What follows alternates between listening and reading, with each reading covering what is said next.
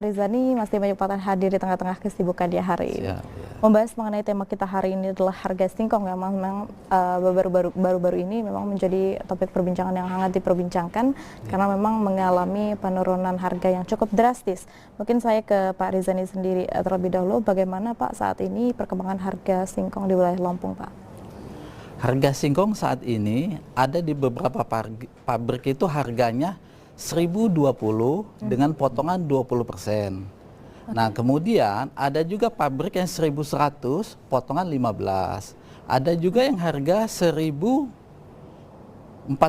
potongan 28 sampai 30%.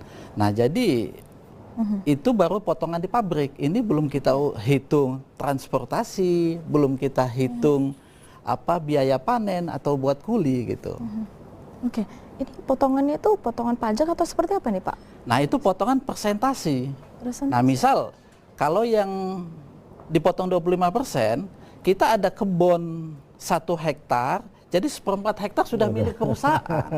Seperti itu Pak? Iya, karena itu kan ada potongan 25%. Alasan mereka dipotong itu sebab mereka yang dibelikan kadar pati. Dan juga setiap singkong itu saat dia dicecek atau dipotong, dipisahkan batang, itu akan ada batang.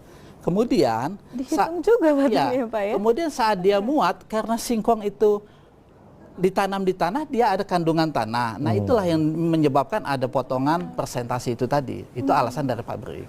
Baik, mekanisme penghitungan sampai sedetail itu ya dari pabrik ya, seperti itu. Itu memang terjadi baru-baru ini atau memang dari awal penghitungannya sudah seperti itu Pak? Dari berdirinya perusahaan, itulah sistem pembelian mereka. Memang sistem pembeliannya seperti itu ya Pak ya. Apa saja sejauh ini upaya yang telah dilakukan para petani Pak dalam memproduksi singkong di wilayah Lampung ini Pak?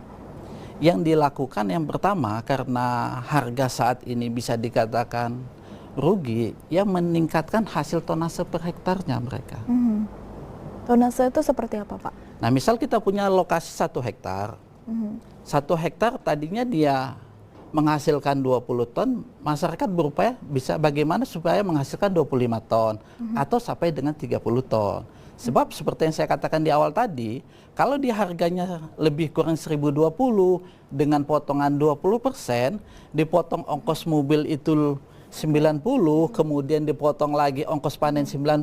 Nah, itu kadang-kadang ongkos 90 itu tenaga kerja panen itu Pak, kadang-kadang Pak jaluk toko ke es, jaluk ke. Nah, jadi harga yang diterima petani itu di angka 630. 630 itu kalau dia dapat 20 ton itu hanya 12 juta sekian. Nah,